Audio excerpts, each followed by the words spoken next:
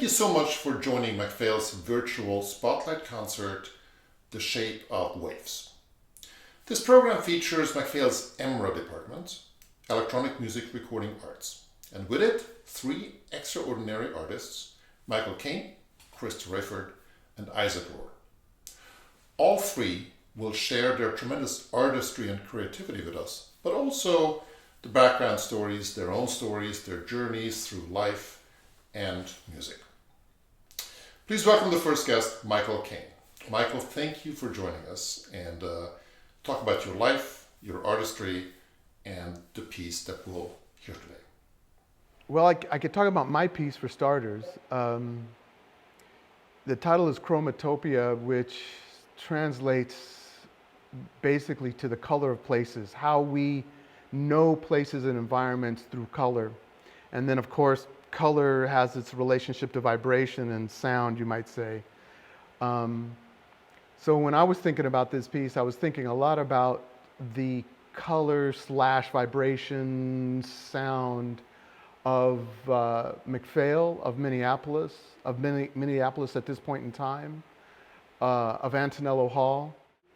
The idea kind of took hold of the piece being piano-centered and then moving from there on out.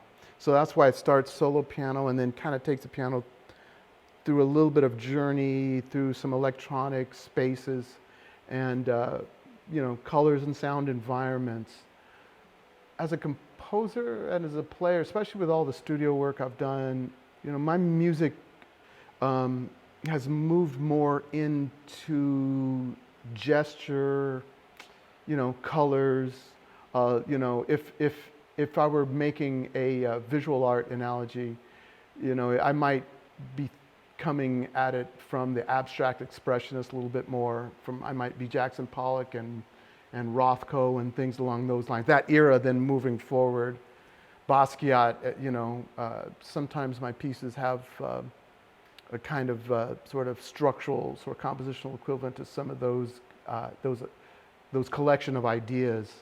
I consider my music to, in some ways, be very loop-based and very elemental. In some ways, that hip-hop is the cell with things that are the rapper speaks or raps over it. Things are kind of built to it. So my music's gotten more abstract in a way, and at the same time more accessible, more simple. So that's all those ideas kind of came together for this particular piece. And I was thinking about Antonello Hall, I was thinking about the instrument in the hall and that sound a little bit. So everything electronically I wanted to build out of that. That was the first sonic element that I recorded. Those were some of the first parts I composed, and then I built everything from there on out. So I would just say enjoy it and take the journey. Fantastic. Thank you so much, and let's listen to Chromatopia. Thank you.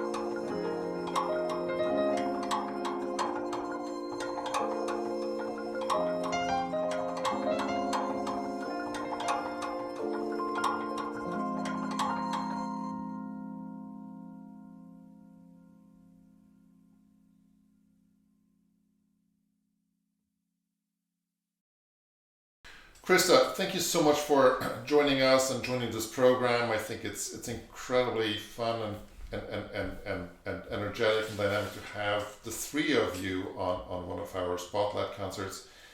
I would love to talk about your idea, about your piece, your creation that we're about to hear and to see, Faces. Why don't you tell us just your thoughts and what prompted you to choose this piece of music and the illustration and all of that? Well, I was really excited because as a musician and as an artist, a lot of people have known me as, you know, a singer-songwriter who has performed with a band or with a DJ. And for me, it was really important for me to use this opportunity to also showcase my background as a producer and as a multifaceted musician in a different sense. And for me, so it's been about a year since my last performance, and this was a real opportunity for me to show a different style of music production. The title Faces, for me, I wanted to really channel two inspirations that have been also essential to me being an artist from the Twin Cities. One is Prince, who I grew up, you know, idolizing, and you know, I had the pleasure of being able to go to Paisley Park a few years ago before he passed. But he has always been a true inspiration to me. And the second person that's been a true artistic inspiration to me is my late friend, Andrew Thomas, who is also known as Phonetic One, who's also from Minneapolis, who we went to college together, and who passed away suddenly in 2015. And so the two pieces of art that are displayed at the beginning of the piece were created by my partner as a gift. And they hang in my studio, in my workspace, in my creative space. And so I thought, as I enter this new chapter as a musician, you know, a lot of times when people are grieving or in mourning, sometimes music can be more somber, and I wanted this to be a piece that was much more celebratory and much more resilient. And so in a cool way, it's about opening a new chapter for me as an artist, but also paying homage to two of my greatest inspirations. Sometimes faces are the lasting memories that we have of loved ones. And so this is a performance that's in tribute to them and using my voice as more of an instrument to the rest of the production that I put together. Wonderful, and I think that is something that comes across very clearly and emphatically in the video. So thank you so much again, and I'm thrilled to present you and the upcoming piece called Faces. Thanks so much, Krysta, for joining us. Thank you so much, Mischa. I really appreciate it.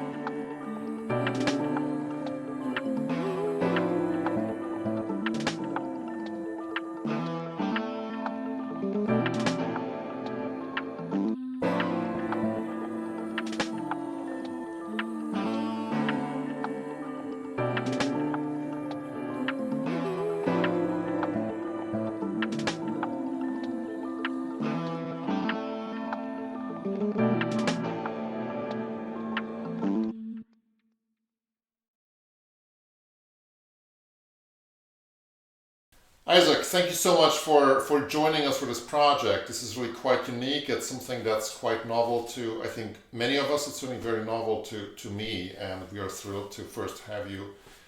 Tell us about your idea about the content that we're about to hear, to see, and tell us about the name. The name itself is unusual. It reads like a file name, appropriately so. Yeah, yeah, totally. I've been thinking a lot about the fact that I have ADHD, what that means, how that makes me feel, and how that manifests itself in my work. This piece in particular, I've been thinking a lot about self-stimulation, aka stimming, particularly for somebody like me who dopamine is kind of a luxury. I've been learning a lot more about how that works into the ADHD brain, and I'm finding that a lot of what I do, auditorily at least, is a lot of self-stimulating, repetitious textures. Visually, I've started to recognize patterns of EMDR therapy in my work.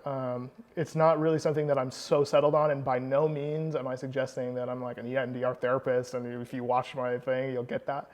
But lateral eye movement is happening in the piece, and so when I personally listen to it, I get a therapeutic response from it by the end. I've cried partway through, not because the piece is eliciting some kind of emotion, but because the catharsis through it somehow for me watching it is, really potent or powerful. I'm not sure.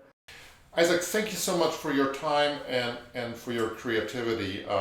Can't wait to see and hear your work. And how do you pronounce its title officially? Like, we know what it looks like. I barely even remember it half the time. I think, yeah, GG_932. You just read it down. I mean, frankly, I used to do stuff that you just couldn't pronounce because I just liked the way it looked visually. So, however you pronounce it is how you pronounce it, or if you don't pronounce it. Right. Well, thank you so much, and let's enjoy this really fascinating creation. Thank you.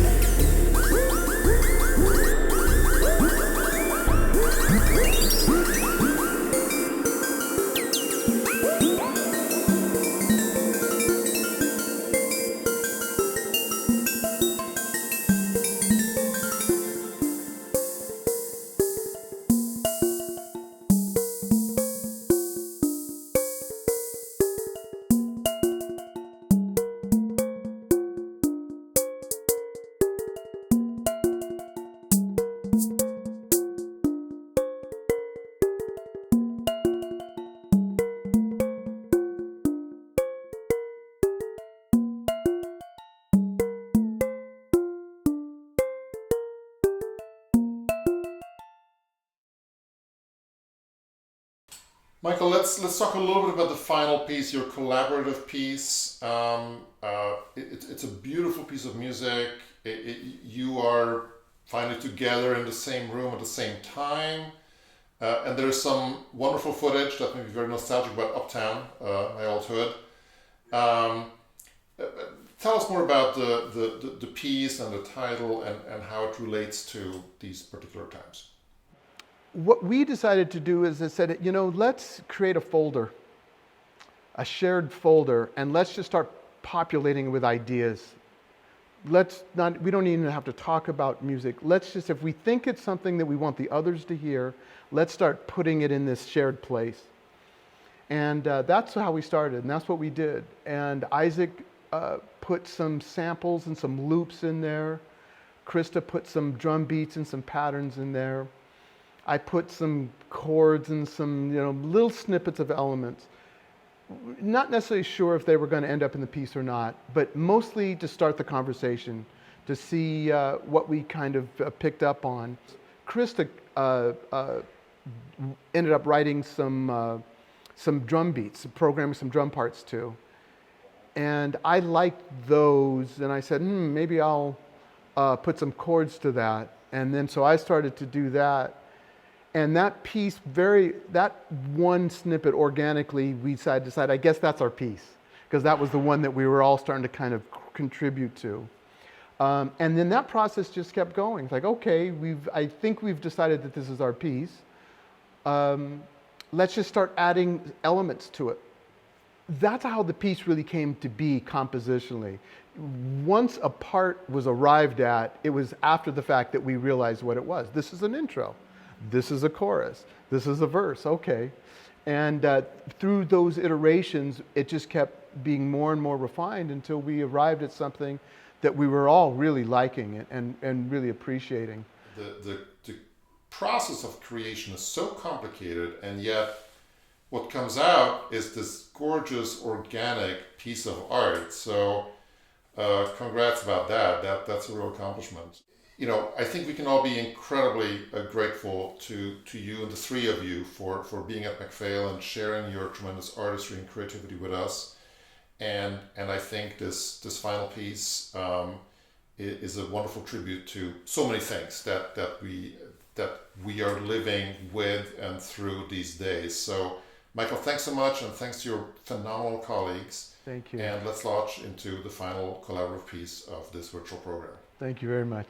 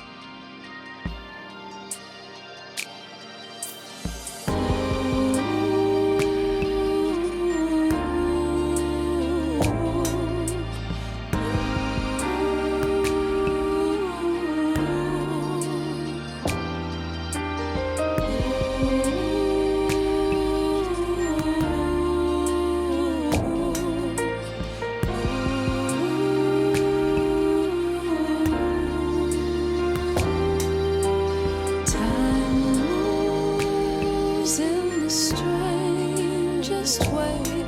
Now that I have found the key, time knows that it's all I have. So the clock moves just like me. Time moves in the strangest way. Now that I have found the key, time knows that it's all I have. So the clock